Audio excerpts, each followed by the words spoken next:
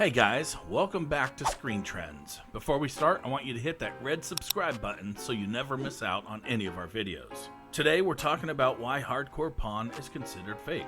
For those not in the know, Hardcore Pawn is a 30-minute show on truTV that follows the exploits of American Jewelry and Loan, a pawn shop on Greenfield Road in Detroit that's owned and operated by Les Gold and his two kids, Seth and Ashley. It premiered on August 16, 2010 to one of the network's biggest audiences ever, and the 7th season debuted in March of this year. truTV pegs American Jewelry and Loan as Detroit's biggest and baddest pawn shop, and it very well could be. It's definitely the most famous, or infamous, depending on whom you ask. While many copycats followed the reality TV goldmine that was Pawn Stars, none even touched their success until the Golds hit the scene. Critics say that Hardcore Pawn is a blatant ripoff of Pawn Stars, but the items they take vary a lot and the tone is much different, as the Golds being a bit more controversial and centered on sensationalism.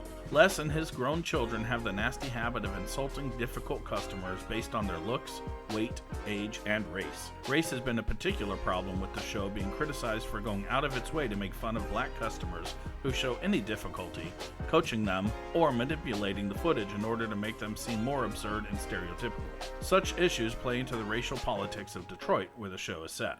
Others complain that, while the camera shows the surrounding area is a sanitized version of Detroit, it's not what it looks like. The ruin porn of the city is featured too prominently, and that it's actually a very nice area to live in. Either way, no one's happy with the show's presentation of the Detroit community. For any reality show, one question gets asked frequently: is it faked? And if so, how much of it is faked? There's even a video of Les and Ashley addressing the question directly. Our shows get filmed at American Jewelry and Loan when we open from 9:30 until 6 days a week. We are 100% real. We work at the store. We are real. We're real people. We're not actors. One article in particular on the South End has lambasted the show for its manipulated footage of the surrounding area, stating that the people come into somewhat staged-looking scenes, speaking flatly and using nervous dialogue.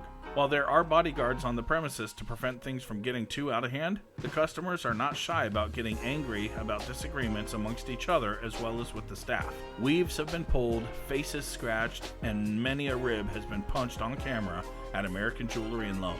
Sometimes these attacks are provoked, sometimes not. The worst offender of all is perhaps the patriarch Les Gold himself, who launched himself at a customer who sexually harassed his daughter Ashley. There have been other notable incidents, however. Usually it involves a bodyguard standing between Les and the customer, then dragging the kicking aggressor out of the shop as Les gets in some jabs along the way. This is not necessarily the best way to run a reputable establishment, but everything might not be exactly as real on the show as it appears to be. Ashley Gold started in the pawn business at the age of 7, coming in with her dad to work on Saturdays when the other kids would go out and play with their friends. Working with her father in the family business was always her dream, but she was never treated with much respect by the customers, let alone her father and brother.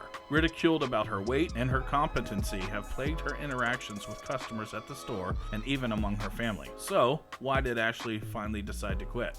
Was it when the customers called her sexist epithets and leered at her in the store? Or perhaps when her father favored her cousin Karen over his own daughter? Or was it when her brother bought a billboard promising customers a discount if they got Ashley to quit the business? Perhaps she left because of it all, but family's family, and this is just another reason it all seems so fake. Hank Stuever summed it up pretty nicely in a 2010 Washington Post article.